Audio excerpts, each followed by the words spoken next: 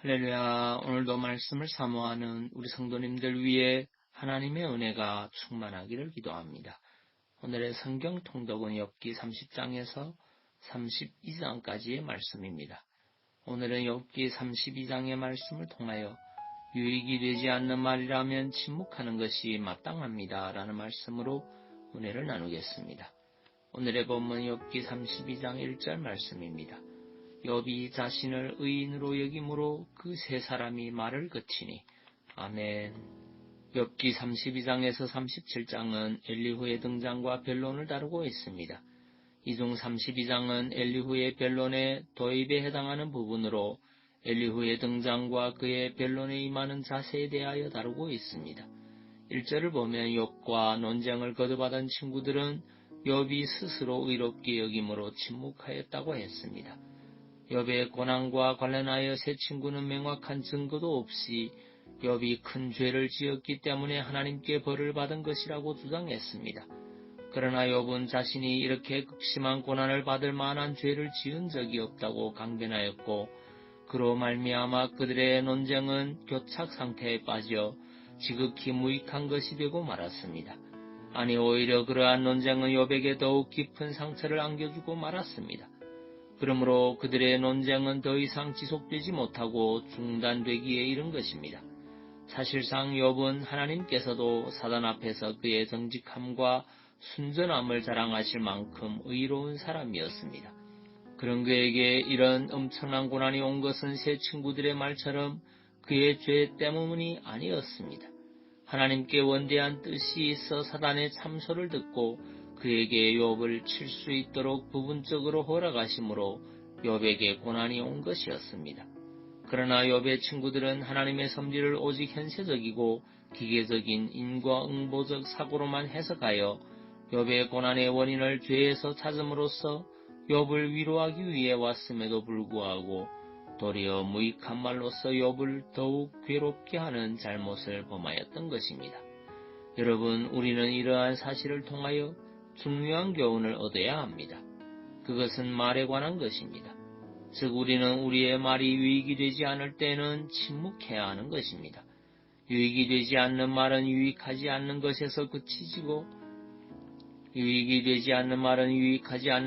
그치지 않고 반드시 해를 부르게 되어 있습니다. 물론 유익이 되지 않는 말이 반드시 그릇된 말이라고 볼 수는 없습니다. 그러나 아무리 그릇되지 않는 말이고 옳은 주장이라고 해도 상황에 따라서는 유익이 되지 않고 오히려 해가 될 수도 있습니다. 그런 경우에는 비록 옳은 주장일지라도 침묵하는 것이 마땅합니다. 잠언 25장 11절을 보면 경우에 합당한 말은 아로 새긴 은쟁반의 금사관이라고 하였습니다. 여기서 경우에 합당한 말이란 모든 옳은 주장을 의미하지 않습니다. 상황에 적절한 말을 의미합니다. 아무리 옳은 말이라도 상황에 적절해야만 유익이 됩니다. 사실 욥의 친구들의 말 중에 대부분은 옳은 말이었습니다. 그 자체로만 보면 진리라고 할 수 있는 것이 대부분이었습니다. 그럼에도 불구하고 그들의 말이 욥에게 유익이 되지 아니하고 해가 된 것은 그것이 상황에 맞게 나온 말이 아니었기 때문입니다. 여러분, 우리 주님께서는 빌라도 앞에서 신문을 받으실 때에도 침묵으로 일관하셨습니다.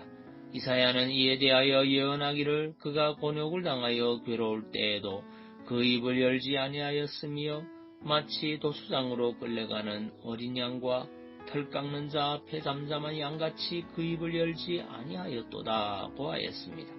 여러분, 예수님께서 할 말이 없어서 이렇게 침묵하셨겠습니까? 당신의 말이 옳은 말이 아니라서 침묵하셨겠습니까? 아닙니다. 빌라도와의 논쟁은 예수님께 더 이상 아무런 의미도 없었을 뿐 아니라 십자가를 통해 인류를 구원하시고자 하는 하나님의 뜻에 아무런 유익이 없었기에 침묵하신 것입니다. 이렇게 우리도 우리의 말이 교회와 성도들에게 해가 될 뿐 아무런 유익도 끼치지 못할 때는 침묵해야 합니다. 여러분, 하고 싶은 말이 있어도 끝까지 참을 줄 아는 것, 이것이 참된 용기요 인내입니다. 무익한 논쟁은 안 하는 것이 더 낫습니다.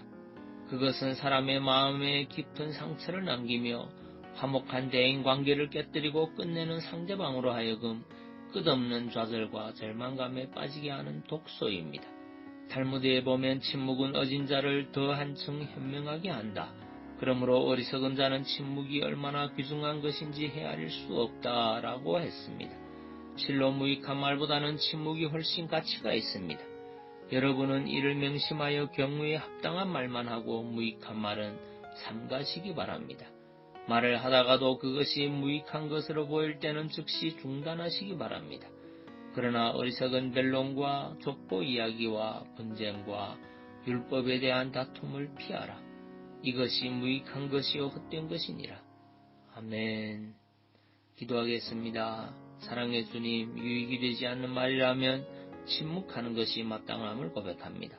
살아가는 삶에서 무익한 말은 삼가게 하시고 경우에 합당한 말, 유익이 되는 말만 할 수 있도록 성령께서 도와주옵소서.